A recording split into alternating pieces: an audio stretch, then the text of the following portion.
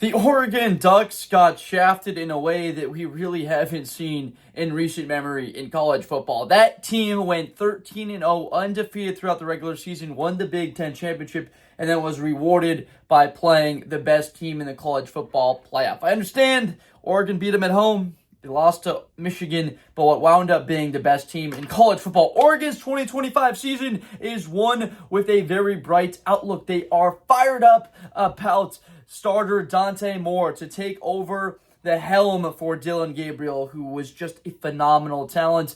He obviously went to New York last year as a Heisman contender, had a tremendous season. And so what will Oregon be next year going into a year with very high expectations? Let's look through that Oregon roster for a quick little bit here. Like, what are they working with as far as the depth goes? We do know about Dakorien Moore, the 5-star, the terrific talent at wide receiver, and sadly about Evan Stewart, who, my goodness, if he was back on that offense, it would have been like, holy cow. Trayshawn Holden goes to the NFL. Tez Johnson goes to the NFL. As far as other guys that went to the NFL, Jeffrey Bassa is gone. Jordan Birch is gone. Derek Harmon is gone. A lot of the key fundamental pieces. Josh Carnley goes to the Commanders. Great players going to the National Football League. So Gary Bryant Jr. steps up at wideouts, and they're going to need someone in the form of Kyler Casper or Jeremiah McClellan to stand up and replace what that role was in Evan Stewart. We know that Terrence Ferguson got drafted by the Rams, and so Kenyon Sadiq,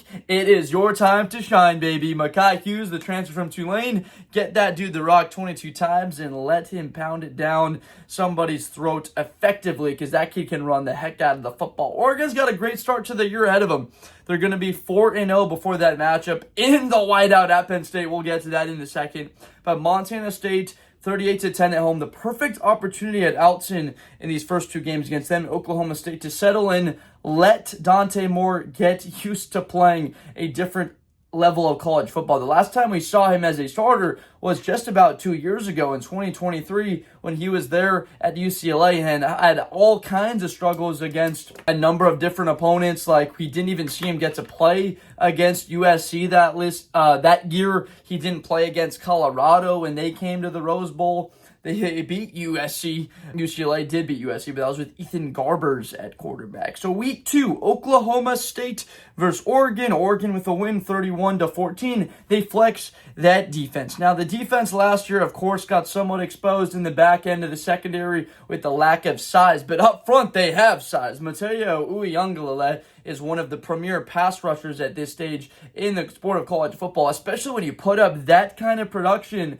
Last year, double-digit sacks. Bear Alexander, the transfer from USC, wasn't on the field last year. Honestly, wouldn't have gotten a ton of time, but could have been a factor in a couple of cases. Of course, Derek Harmon there in the middle. Jordan Birch, who we talked about a little bit earlier, being draft picks. Bear Alexander, a chance to be a first-round pick if he puts together a great season this year in Eugene. At Northwestern in week 3, keeping up the 30-point performances, 35-13. They beat the Wildcats and continue on a strong trend. Oregon State the following 28-9. This team's going to be 4-0. You can take it to the bank.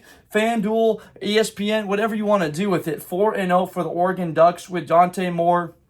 Even if he doesn't play great and throws 10 picks combined in the first 4 games, can still see this team doing well. Dan Lanning is such a great coach. He can have a team play poorly and still be in that type of member of that Wisconsin game last year.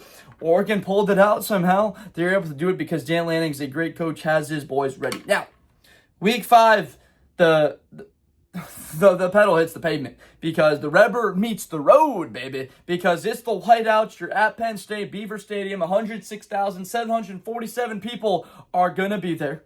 Many of them Oregon fans, understandably, but I have Penn State winning. Why? That backfield is incredible. Nick Singleton, Katron Allen, Drew Aller is expected to be a top 10 pick in this year's draft to leave. Devontae Ross, they bring over Kyron Hudson, revamping the wide receiver core. They bring up Luke Clifford in the depth chart because Tyler Warren went to the NFL. He's with the Colts now. So Luke Clifford, who many say can be the heir apparent to Tyler Warren in productivity for that offense. I think Penn State wins this game because the production returning on defense to give Dante Moore no ability to speak right? To be able to talk to his guys, communicate, because it's going to be so loud. It's a night game. It is the whiteout. It's not a big noon kickoff game. This is the whiteout, guys. It's going to be so loud there. And to put in the factor, deny Dennis Sutton, likely a top 15 pick when it's all said and done in next year's draft. They've got Zane Durant. They do have, again, some of that veteran ability on that roster. That's why everyone is so high on Penn State, because of the returning talent. So what can Dante Moore do against that Penn State defense? It's just don't turn the ball over. Get the ball out quick to Dakorien Moore. Give it to Mekhi Hughes. Please try and sedate that Penn State crowd all you can, because the more you get into third and longs, the longer it's going to get and the harder it will be, obviously, to convert and to pick them up when that crowd is roaring. So at that point in the year, 4-1, before they hit the bye week, I do have Oregon losing another matchup. You're just going to have to wait and see when it comes. So 10-2, you're like, I guess I'd take that because the 10-2 Oregon's in the college football playoff. Let's just be honest, all about it, especially with one of those losses at Penn State to someone as number 1 in the country. I have Penn State as my number 3 team in the country and Oregon at the number 8 spot. Coming off the bye week, 4-1, Oregon brings Indiana into their home place at Houghton, 30-20, have them beating Fernando Mendoza and company. Of course, Mikael Kamara, a top 10 pass rusher in college football next year. He's going to make it tough for Dante Moore. Of course, it's going to be difficult for him. Can Isaiah World hold up in production? Can Emmanuel Pregnon be a factor in the run game throughout the season against a stout Indiana defensive line that didn't get enough credit throughout last season for how good they were? And of course, finding a way to shut down Elijah Surratt on the outside will be a tall task. Dylan Thieneman could be an All-American. He could be a top 20 pick in this upcoming draft. A very talented transfer safety from the University of Purdue.